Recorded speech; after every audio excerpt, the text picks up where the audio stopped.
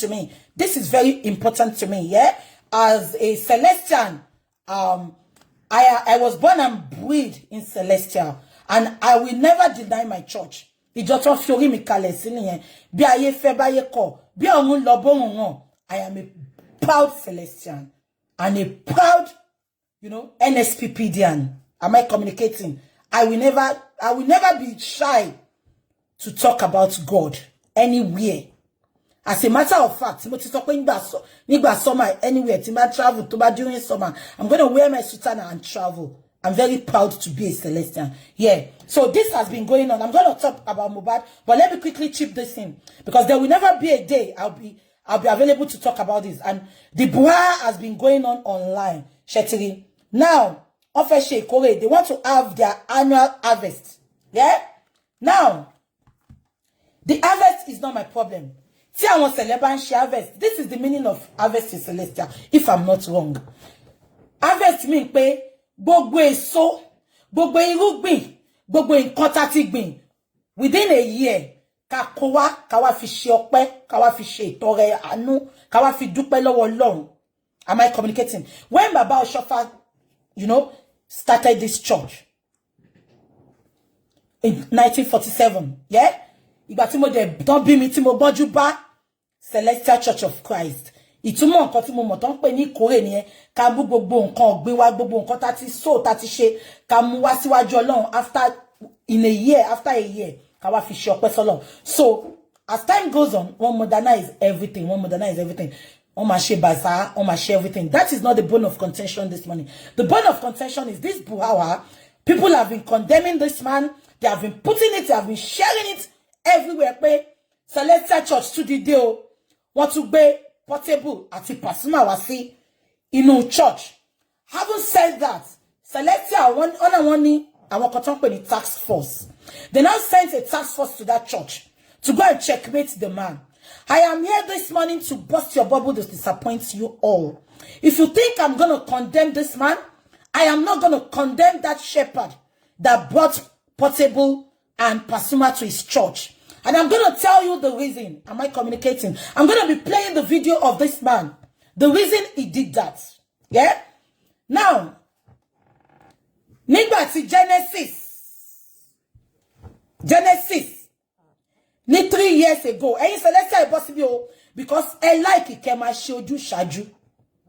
When Genesis brought Wasiu to his church, am I communicating? When he brought Wasiu to his church, 2019, where were this task force? Ibola one task force. Were you blind then? Share sunite shesheji. What is good for the gooses is good for the ganders. Am I communicating? In Kotomuyi take by Genesis to Wasiu was in the church. Fine, everybody condemned it. I came out to talk about it as well. And Wasiu came to that church, he sang successfully.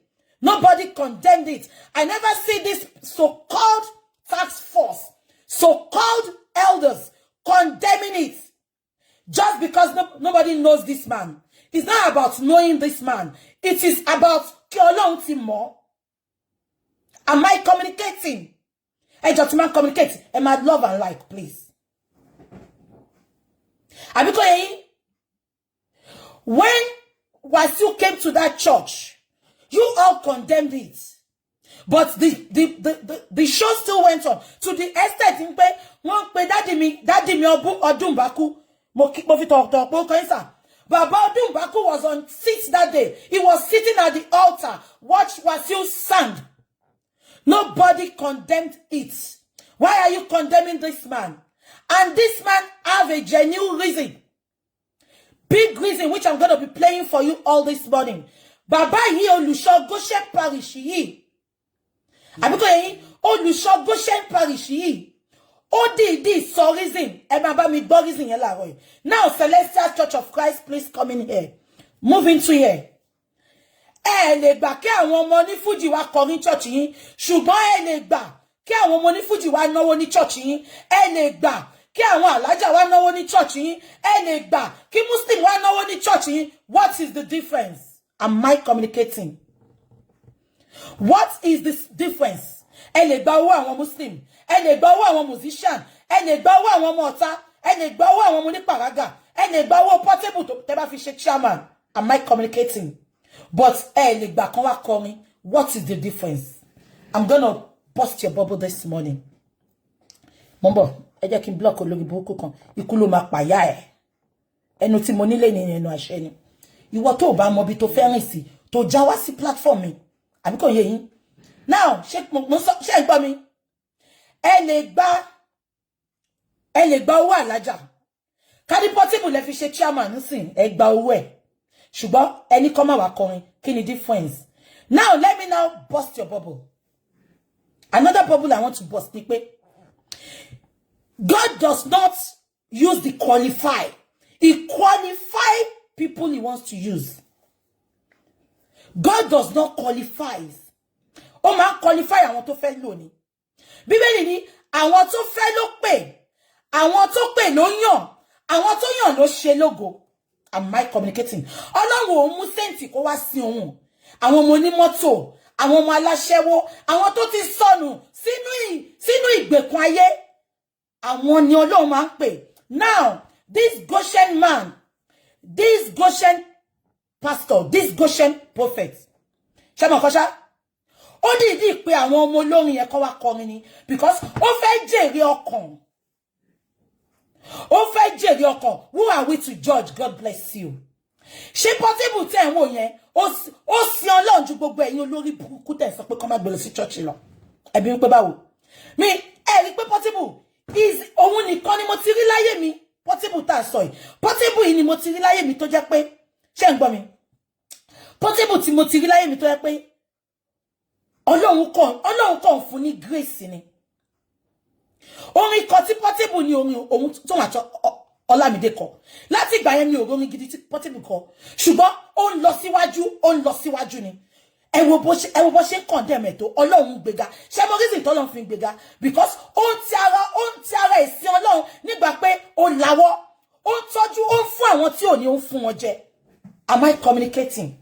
Kemi, I'm giving you the last chance. If you make any derogatory comments on my page again, I'm going to block your freaking ass off my page and I'll put you in the bin where you belong. Idiots. Am I communicating? Portable shit. Sorry, I know you take pastor. I don't know about Pasuma, but I know a bit about Pasuma. I'm going to block you, Kemi. You can go to your freaking wall and update. Block, idiots. I'm going to shit. I'm going to show man don't on here. I'm going to wait. Àbí kò tí mo sọ yẹn ṣé ń gbọ́ mi ṣá ẹ wá sọ pé kí tó ṣe máa gbé Portable lọ síbẹ̀ ẹ jẹ́ kí n sọ fún yín I'm going to play a video kẹ́ gbọ́ excuse man yìí then ma sáré wá sọ̀rọ̀ lórí àwa bọ́ sórí ti bọ̀bọ́ yẹn mo ń bọ̀ mo fẹ́ play video kan fún yín I want to play a video for you I want to play a video for you 1 minute yes àwọn task force wá lọ bá bọ̀bọ́ yẹn I've blocked her Olúwatóyìn I've blocked her. Yeah. Àwọn task force select tí wọ́n rí Genesis ìgbà tí Wasiu kọrin tí wọ́n condemn ẹ̀. Wọ́n wá lọ bá man yìí just because man yìí bóyá probably èmi ò mọ̀ ìgbà tó ń ṣe sọ pé Portable fẹ́ lọ kọrin ní church ẹ̀ ni mo ṣẹ̀ṣẹ̀ mọ̀. But Genesis ó ti fẹ́nu gbára tiẹ̀ sílẹ̀ ẹ̀ lè lọ condemn ẹ̀. Bàbá mi ọdún bá kú my daddy he was on the seat that day tí Wasiu ń kọrin ẹ̀ condemn ẹ̀. Ẹ wá fẹ́ condemn man yìí ẹ jẹ́ kí n máa gbé lọ. Mo fẹ́ play man yìí kí gbogbo yín wo reason tí máa yìí fi pé àwọn people yìí kẹ́ wá bá mi sọ lẹ́yìn tẹ́ bá gbọ́ fídíò yìí tán kẹ́ wò bíyá ó ṣe mistake tó fi pè wọ́n ẹ bá mi gbọ́ o ẹ bá mi gbọ́. The perfect smoking party jollof. Mo ń bọ̀.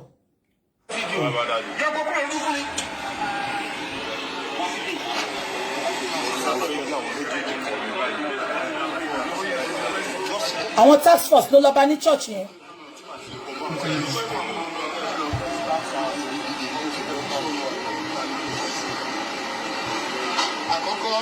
Ẹ máa gbọ́ o.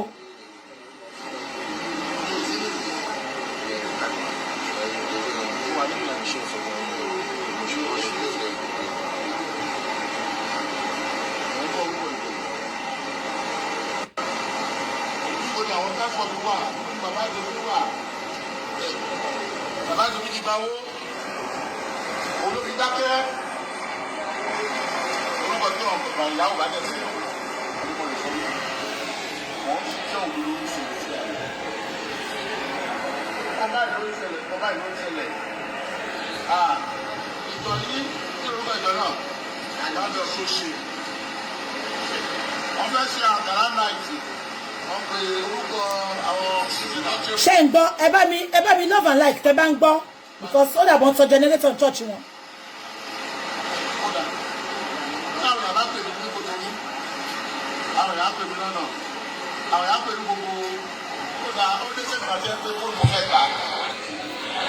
He has genuine reason, exactly.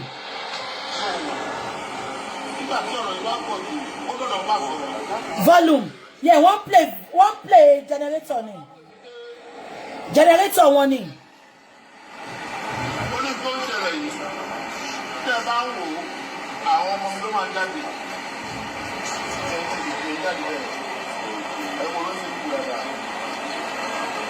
You can't hear it. Okay, Mumbo. Okay, I just can't see. Mumbo. You can't hear it. Okay, Mumbo. Just wait, Mumbo.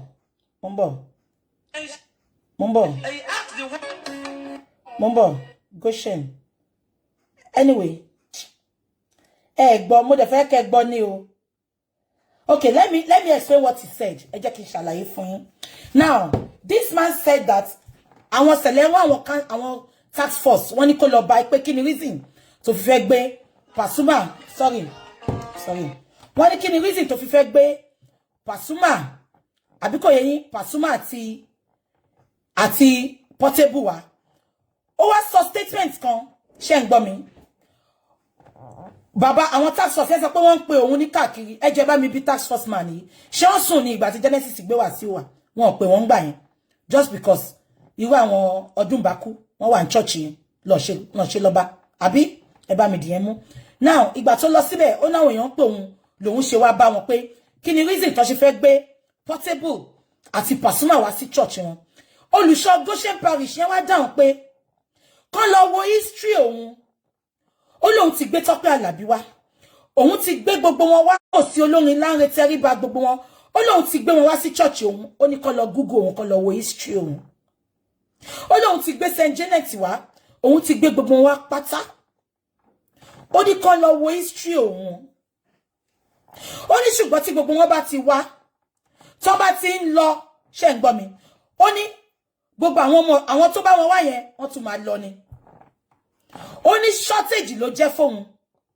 Ó ní many of them gan wọ́n jọra wọn lójú. Tẹ́ bá pè wọ́n ní good customer service. Wọ́n máa ti ra wọn kiri. Ìmí ó nígbà tó ń pè èyí tó máa ń kọrin Ṣọlá Alison yẹn. Ó lóun pè ó lóun máa gba 3.5 million. Eléyìí olùṣọ́ yóò kì í ṣe oníṣẹ́.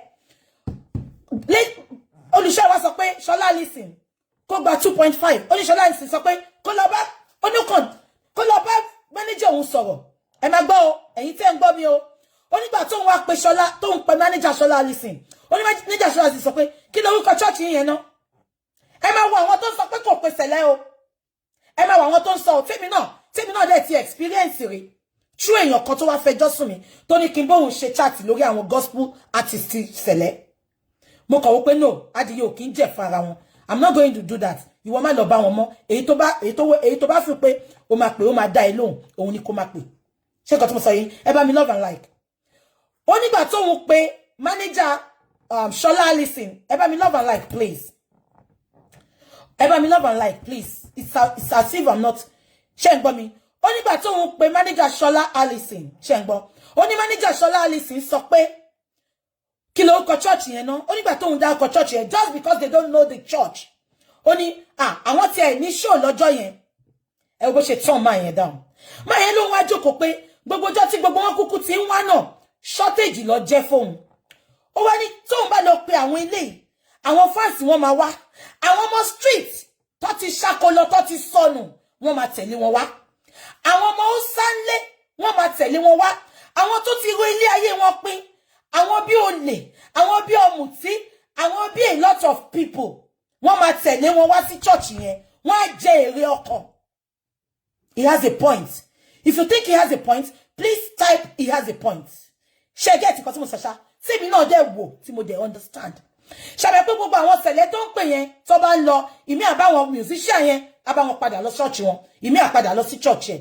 But ṣé ti rí new dimension tó gbé gbà yìí, ó fẹ́ jèrè ọkàn ni. Ó fẹ́ jèrè ọkàn ni. Ta ló dẹ̀ sọ fún yín pé, èèyàn kan sọ pé wọ́n understand language mi. Ta ló dẹ̀ sọ fún yín pé, Pokoto orin ọtí ló fẹ́ kọ níbẹ̀? Ta ló sọ fún yín bẹ́ẹ̀? Ta ló sọ fún yín pé àwọn sẹ̀lẹ̀ gangan tó ń kọrin, wọn kì í kọrin sóbò, kò ṣe kẹ́ mọ tipa, ẹ sọ fún mi. God bless you, my darling sister TMC. Máa yìí sọ pé tóun bá pe àwọn gospel artists, ó ní wọ́n máa padà lọ sí church wọn. Ó ní but àwọn méjì tóun ń pè bọ̀ yìí, àwọn fans wọn á bá wọn wá, àwọn ọmọ títí á bá wọn wá, àwọn Pokoto á bá wọn wá, àwọn tó sùn síta tó rílé lọ wá bá wọn wá, àwọn tó ti ń jalè wọ́n bá wọn wá, àwọn tó mọ tí wọ́n bá wọn wá, tí wọ́n bá wọn wá, àwọn ọ̀hún á kó sí wọn nínú, wọ́n á arrest wọn, wọ́n á jẹ́ member church yẹn, wọ́n á clothe wọn, wọ́n á feed wọn, wọ́n á sọ̀rọ̀ lọ́hùn sí wọn, wọ́n ti jèrè ọkàn kan nìyẹn. Tí Pokoto àti Pasuma bá pé èèyàn 1000 wá, ó kéré jù èèyàn 55 máa dúró, mo lè bẹ́ẹ̀ tiẹ̀. That is his own way láti jèrè ọkàn. Ó dẹ̀ sọ, ṣé gbogbo yín gbọ́ mi? Ó dẹ̀ sọ, and they are coming on Friday, they are not coming on Sunday. Friday night lọ́mbọ̀, wọn ò dẹ̀ ṣe nínú church, wọ́n nínú hall tó ti máa ń ṣe. Am I communicating? Why ta ṣe máa ń condemn nǹkan báyìí?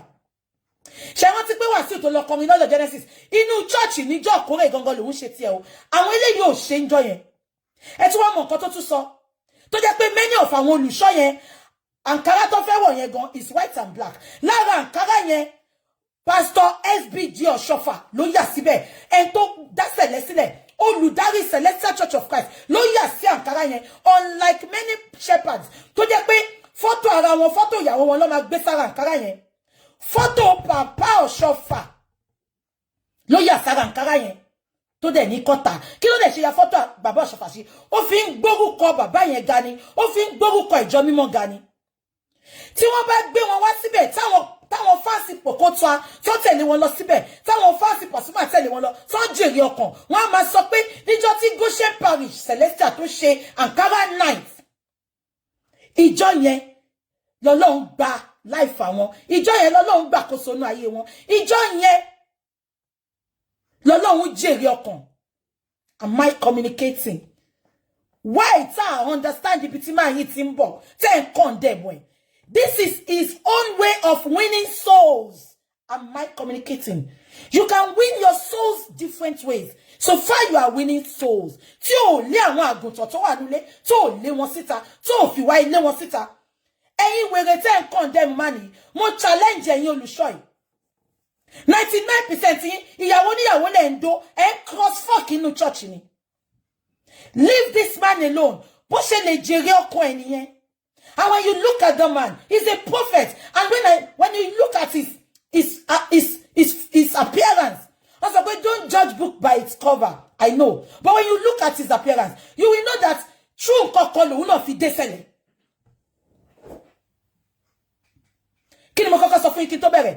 Ọlọ́run ò kì í lu àwọn tó pé, àwọn tí ò pé, tẹ́ bá àwọn tó jẹ́ wòlíì jù níjọ mímọ́. Ṣé kí ṣọ́kì, àwọn bí aṣẹ́wó, àwọn bí tó ti jalè, tó ti ní, tó ti lọ pààyàn, àwọn bí àwọn ló máa ń jẹ́ wòlíì. Ṣé kí n dẹ̀ ṣọ́kì, iṣẹ́ wọn máa ń gbóná gan. Because God does not use the qualified. He qualifies the people he wants to use. Àwọn tí ó fẹ́ ló pè, àwọn tó pè ló ṣe lógo. Kémi àti yín tẹ́ ń wò mí lẹ́ni, kẹ́ pẹ̀ láwọn tọ́lọ́run máa ṣe lógo tó máa qualify ni. Am I communicating? So I plead to Celestial Church of Christ. I'm talking now. I'm not me. Palashe mo ń bẹ̀bẹ̀ ni. Allow this man to win souls the way he wants to win it. Gbogbo àwọn ọmọ wa, wọ́n ti lọ tán. Èyí tó lọ sí different churches, wọ́n ti lọ. Ìgbà tẹ́ ń condemn ilé. Kí ni báwo ni lè ṣe? Báwo ni kí lẹ máa sọ sí àwọn olórí burúkú tọ́lọ́run ò pè tán jẹ́ wòlíì tó ń tọrọ bárà lórí social media tó ń jíṣẹ́ tọ́lọ́run ò rán wọn. 1 minute, I have a parcel. 1 minute. My lọ video yẹn máa post it tí n bá ti ṣe tán. Video bí tó ti explain rẹ̀. Ṣé ń gbọ́? I'm gonna block you. Let me block this guy. Ṣé ń gbọ́ mi? My lọ video bí tí bàbá yìí ti explain rẹ̀. He has a You will know he's sincere. And let me shock you again. The man said, Shengbomi, ó sọ pé 99% àwọn tó wà ní church òun, ó sọ pé youth ni wọ́n. Ó ní youth. Kò ń ṣe àwọn ìyá tó fẹ́ sọ story ìgbà t'Ọlọ́run dájọ́ mímọ́ kalẹ̀. Àwọn youth ni. Àwọn youth. So ó ní nǹkankan tó máa fi sustain wọn. Ó ní nǹkankan tó tún máa fi kó àwọn tó wà ní títì wá sínú ilé. Ó sọ now. Only 2 days ago, only àwọn afọ́jú wọ́n tó 50 tóhun ta lọ́rẹ. Ó máa ń ṣe ìtọrẹ àánú ní church wọn. Why tí ẹ jẹ́ ká emulate yẹn tó jẹ́ pé orin tó fẹ́ wá kọ yẹn ó fẹ́ fi orin ẹ̀ jèrè ọkàn ni. Ẹ ṣe tí yín bó ṣe wọ̀nyí.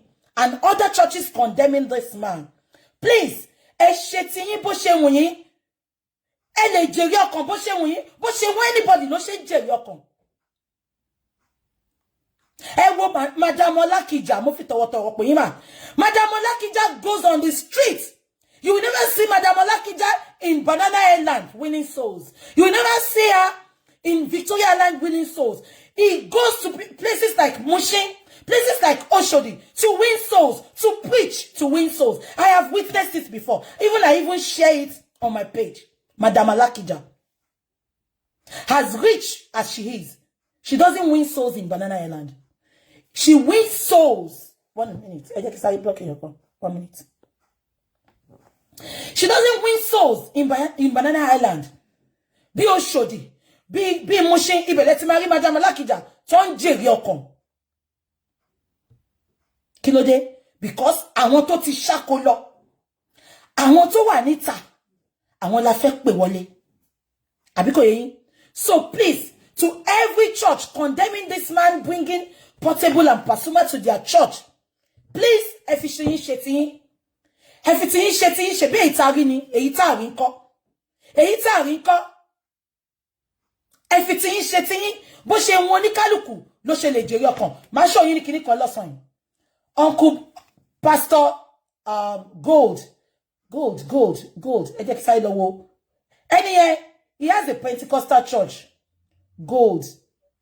Kilo konkuyo. On Lagelu Gold. Yeah. He has a Pentecostal church. I'm going to show you something. I saw something on his wall and I was moved. I'm going to show you something. Look at this. 1 minute. I will show you something very quickly. This is a pastor. I know this man for a long time. Yeah. He's Pastor Lagelu Gold. Look at it. Hey, Lady Dada. They went to preach. Sorry, one love preach. According to the story, when he began what he love preach, 1 minute. He said, if you follow me on this page, you remember this, my new friends, who walked up to me at the church gate last week to imitate me, not only about their desire to enter the building. Yeah. Shetiri. Ewa, one people with Dada. Ewa, one Dada. Shetiri one. Pastor, yen dúró sẹ́nu gate wọn. Àwọn boys he walk up to him. Wọ́n ní kó jọ kon fa wọn ní oúnjẹ. Àwọn ní ìjọ̀wọ́. Pastor yẹn fún wọn lówó. Ó preach fún wọn. Ìgbà tó preach fún wọn tán. Wọ́n náà wọ́n dẹ̀ máa like láti ṣe service pẹ̀lú church o. Wọ́n ní ṣùgbọ́n báwọn ṣe rí ẹ ti mọ̀ pé ọmọ ọ̀tá ni wọ́n. Mo fẹ́ fi wọ̀nyí. Ẹ wo bó ṣe rí àwọn ni. Ẹ wo bó ṣe rí. Ẹ wo bó ṣe rí. Ṣé ti rí bó ṣe rí. Pastor sọ pé ọmọ ọ̀tá àwọn people sọ pé ọmọ ọ̀tá làwọn pé kọ́ bá wọn ṣe rí àwọn ò lè wọnú church báyìí. Pastor yẹn ní no. Mo bọ̀. I'm going to block you, Oyeyemi. Ìyá ẹ̀ ò ní kúre. Ẹ̀yin olórí burúkú ọmọ aláyé bàjẹ́ tẹ́ ní iṣẹ́ tẹ́ máa ṣòṣì kiri social media. Now, pastor yẹn sọ pé wọ́n lè wọlé bẹ́ẹ̀. Wọ́n dé wọlé ńjọ́ yẹn. Kó tó ṣe pastor, kó tó ṣe tọ́njọ́ yẹn. Ṣé ń gbọ́ mi? Kó tó ṣe tọ́njọ́ yẹn. Pastor yẹn lọ raṣọ fún wọn. Wọ́n ti di member sin. Ta la bá mọ̀ ká sọ pé pastor yẹn ti lé wọn lọ ni. Ó ṣe é ṣe kó jẹ́ pé a rí wòlíì nínú wọn. Ó ṣe é ṣe kó jẹ́ pé a rí ẹni tó lóun fẹ́ lò nínú wọn. Am I communicating? So why are you condemning Portable? Portable kan lè débẹ̀ yẹn ńjọ́ yẹn. Pasuma kan lè débẹ̀ yẹn ńjọ́ yẹn. Kan tán sí Celestian. Am I communicating? Never say never. Don't ever underestimate the work of God. Experience tí uncle mi Pastor Paul Adefarasin tó fẹ́ ṣe ní Tafawa Balewa. Àwọn èèyàn wo lè rò bó máa pọ̀ ńbẹ̀ jù. Ṣé rò bí pa àwọn ọmọ church wọn ni. Ṣé rò bá àwọn Christians ló bá wà ńbẹ̀ ni. Àwọn ọmọ ọ̀tá, àwọn agbèrò. From there, why join the church wọn? Am I communicating? Why are we now condemning? Ọlọ́run ò condemn. Ọlọ́run ò condemn rárá. Ọlọ́run ní ẹ jẹ́ kí gbogbo èèyàn wá sí ọ̀dọ̀ mi. Ọlọ́run ló kò ń ṣe sùtánà ẹ ló máa gbé ẹjọ́ ìjọba ọ̀hún. Kò ń ṣe ẹ̀sìn tó ń ṣe ló máa gbé ẹjọ́ ìjọba ọ̀hún. Iṣẹ́ ọwọ́ ẹ, ìwà iṣẹ́ ọmọlàkejì ẹ, intention ẹ sọmọlàkejì ẹ ló máa gbé ẹjọ́ ìjọba ọ̀hún. It's not about all this paparazzi you all do now in Celestia. You compete with yourself. Leave everybody to win souls the way God led them to win the souls. Please, stop condemning this man. He's a true man of God. I celebrate him. I support his move. Ó fẹ́ jèrè ọkàn ni. Ẹ wo Naija leni. Ẹ wo Nigeria. Nigeria ti di Sodom àti Gomorrah. Ọkọ ń pa aya, aya ń pa ọkọ. Ẹ rí bàbá 70 tó máa bá ọmọ 3 years old sùn. Ẹ wo oríṣiríṣi tá ń gbọ́ lórí program ọ̀nkú mi, Oríyọmí. Ẹ rí àwọn obìnrin, wọ́n á bí ọmọ mẹ́rin. Ọkùnrin ọ̀tọ̀ọ̀tọ̀ ló bí fún, wọ́n dẹ̀ ní ọkọ lé. Nigeria ti di Sodom àti Gomorrah. Ẹ̀mí èèyàn ò jẹ́ nǹkan kan fún wọn mọ́.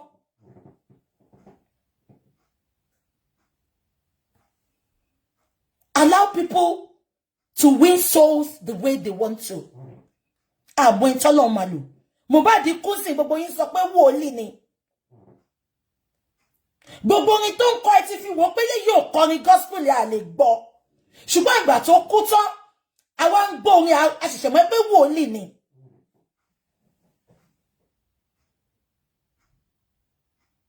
Àbí nǹkan tí mo sọ yé yín. Please allow people.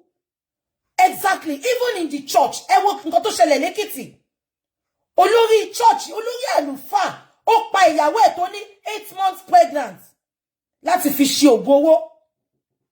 Ṣé torí many of them ń ṣe tó ṣe síta. Eléyìí wá gbé èèyàn wá láti jèrè ọkàn sínú mọ nǹkan tó mọ bá ṣe máa celebrate lọ́run ṣá. If you win just one soul to the kingdom of God, can win soul kan. Mọ bá ṣe máa celebrate lọ́run ṣá. Àánú tó pọ̀ ńbẹ̀ ló ń lọ yẹn. Ẹ fi everybody sílẹ̀ kan jèrè ọkàn bó ṣe fẹ́ jèrè ọkàn. The fact that people come online to pretend holier than thou, that doesn't make them their saints. Am I communicating? Allow this man. He's a true man. I'll put his video there. Video to explain. Go and listen to his explanation. It's sound upstairs. Very sound. He knows what he's doing. He knows. Oh, bonju gbogbo yin ten condemn ẹ lọ. Never judge a book by its cover. Don't judge it by his look. Very intelligent man. He knows what he's doing. Ẹ fi ohun àtọlọ́run sílẹ̀. Ẹ fi ohun àtọlọ́run sílẹ̀. Bó ṣe sin Ọlọ́run, bó ṣe jèrè ọkàn kò kàn mí. Am I communicating? So please leave him alone.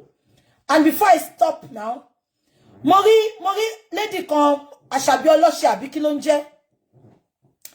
Mori tí very dark man gbé tó wọ sùtánà. Ẹ̀yin task force. Ní rí yẹn o. I'm coming. Who is this? Ẹ̀yin task force. Ní rí yẹn. Ìgbà wo ni ṣẹlẹ̀ di pé ká wọ aṣọ ká máa sọ pé what are you wearing? Ìgbà tí bàbá mi SBG Ọ̀ṣọ́fà tó dájọ́ mímọ́ sílẹ̀. Ó lóun mọ̀ọ́mọ̀ jẹ́ ká máa wọ aṣọ funfun ni. Ìtorí pé òun ò fẹ́ olówó àbí tálíkà. Òun fẹ́ jẹ́ kí gbogbo wa wà equal in the presence of God. That was why he introduced everyone putting on the same regalia, the same oyè ló kàn yàtọ̀. Aṣọ funfun yẹn, ẹ lọ wo history bàbá Ọ̀ṣọ́fà. Ìgbà tán bí pé why tó fi ń jẹ́ ká wọ aṣọ funfun ká má wọ different aṣọ táwọn èèyàn wọ̀. Only because he wants everybody to be equal in the presence of God. Òun ò fẹ́ jẹ́ káwọn kan máa wò pé ìtorí mo ò lówó aṣọ lẹ́ni mo ní lọ sí church. Ìtorí mi ní bàtà tí máa wọ̀ lẹ́ni mi ní lọ sí church. Aṣọ funfun kan yẹn ni, and in that aṣọ funfun lè mọ lówó lè mọ tálíkà. Probably through their jewelry. Ẹlòmíì dẹ̀ ní owó kò fẹ́ wọ jewelry. Am I communicating? Now, reverse is the case. Ẹ bá mi pè task force yẹn. Àwọn ìjà tó jẹ́ kẹ́yìn máa jà nìyẹn. Kò ń ṣe àwọn ìjà pé yàn ń jèrè ọkàn. True tó gbé olórin wá tẹ wá ń condemn ẹ̀. Am I communicating? Wọ́n ṣe ìkórè tí àṣàbí olórí ṣàbí kí ni girl yẹn ń jẹ́. Lady kan wá lọ síbẹ̀. Ìgbà wo ni Celedi, what are you wearing? How much is your sutana? How much is your bag? How much is your chain? Ìgbà wo ni Celedi bẹ́ẹ̀ yẹn ẹ bá mi sọ pastor task force man. Ó dàbá tàjà ṣẹ lọ ti wá because wọ́n ní Kútọ́nù lọ ti pè àwọn. Ẹ bá mi bí wọ́n. Because ìgbà tí bàbá sọ ìjọ mímọ́ kalẹ̀, ó ní kí gbogbo wà nínú ìfẹ́ àti ìrẹ̀pọ̀, ká wà nínú aṣọ funfun kan náà, kò sọ pé kó wọ́n máa lọ sí sẹ̀lẹ̀, kẹ́ máa ṣe what are you wearing? Mommy, you have to give me money. Ẹ wá sọra yín di oníbàárà. Just because you want to create a content. Content ìtọ́lọ́run ò gbà. Am I communicating? Please show some love if I'm communicating. And you don't have to accept what I'm saying. Ẹ kàn bẹ́ẹ̀ my love and like. Task force. Rí yẹn now. Rí yẹn now. Ìgbà wo ni Celedi pé wá ń lọ sí ìkórè káàkiri. What are you wearing? How much is your sutana? Àṣàbí tó máa pagọ́ ní sutana 100,000. Àwa tá wà ń lo òyìnbó gan ara sutana 100,000. Ẹ wo bó ṣe rí. Ẹ wo bí gbogbo wọn ṣe rí. Image wo lẹ put out to people there. Task force. Àbí kò tí mo sọ yẹn. Ráwọn yẹn tó lọ ń rate nǹkan táwọn èèyàn wọ̀. Mọ̀ pé tó bá ti ń ṣe yẹn gan, tó bá yà àwọn èèyàn máa sá ní church ni. Ẹni tó wọ China, á náà máa gbóhùn sórí social media. Kò ní lọ church ń jọ́ kórè tó jẹ́ kó lọ. Á nítorí tó ń bá lọ, ó máa ní kó ń wá rate nǹkan tó ń wọ̀. Ẹni tó rọra gbé under bridge clutch bag yẹn, kò ní lè lọ sí church. Ojú á máa tì, á nítorí tó bá wọ́n bóhùn pé what are you wearing? Ó máa gbóhùn sórí social media. Please, Celestians, let people be free. Please. Stop embarrassing God. Stop embarrassing the God of Celestia. Ibo lẹ ti rí àwọn Pentecostal church tó ń lọ sí church. Tó wá lọ bí wọ́n pé what are you wearing? The fact pé àwọn Pentecostal church ló ní ìyáláyà designer, original designer. Ṣé ẹ rí kan lọ gbà wọ́n láyé ńbẹ̀ kan máa sọ pé what are you wearing? Immediately you allow Celestians to be doing that. You are condemning people that cannot afford it. You are ẹnlé àwọn èèyàn kan máa wá sìn ni. Because I sọ pé mi nírú báàgì tí Àṣàbí ọlọ́ṣẹ́ gbé lánàá ń sìn. Bó tẹ̀ jẹ́ pé fake ló gbé, mi nírú báàgì tó gbé yẹn, mi lè lọ sí church.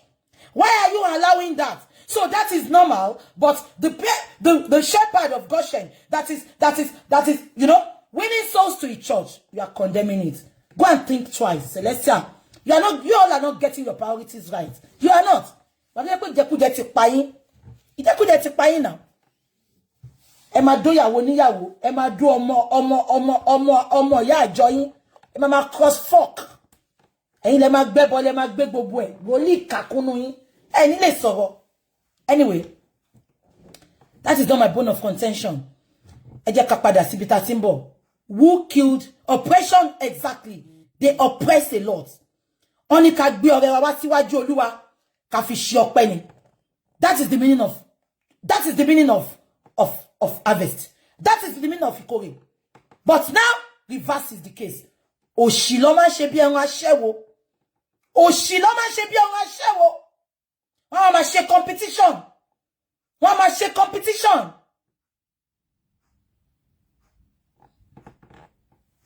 They oppress each other. Àwọn olórí burúkú ẹ bá mi bí wọ́n. Èèyàn mélòó ló lọ sunkún bá wọn fún sùtánà tọ́ra fún. This is not a matter of pé mo blow trumpet mi. Èmi gan tí mo really lọ sí church mo tó jẹ́ pé tó máa ti ń ṣèkórè ni máa ń lọ. Ó ní iye èèyàn tó inbox mi nínú inbox mi. Tọ́nà àwọn fẹ́ ṣèkórè àwọn ò ní sùtánà. Mo dẹ̀ fún wọn lówó kan lọ ra sùtánà. Nǹkan tó ń pè ní kórè nìyẹn. Kò ṣe pé ká máa oppress àwọn tí ò ní nínú church. Ẹ̀yin wèrè. Ẹ wá ń condemn ẹni tó fẹ́ win ní ọkàn, tó fẹ́ jèrè ọkàn. Ẹ mọ̀ bí abẹ́ láti máa rí àwọn wòlíì tó ga nínú ayé tọ́lọ́run fi wọ́n tán ti kú tọ́lọ́run fẹ́ dá padà náà àwọn tó fẹ́ jèrè. Leave people alone to win souls the one they want to win it. Am I communicating? God bless you all. Now, let's go to our point, reason I'm here this afternoon. I saw a lot of things going on. If I say I don't see it, honestly, I am lying. I am not blind. Yeah? Lagelu came out 2 days ago. She said a lot of things. Am I communicating? Relating to what Splendid told her and Prime Boy. Honestly, the mistake, if I'm communicating, please, I want you to show some love.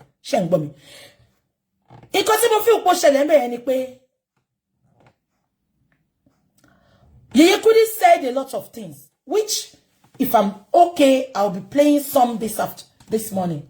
Yeah? Now, this is my bone of contention.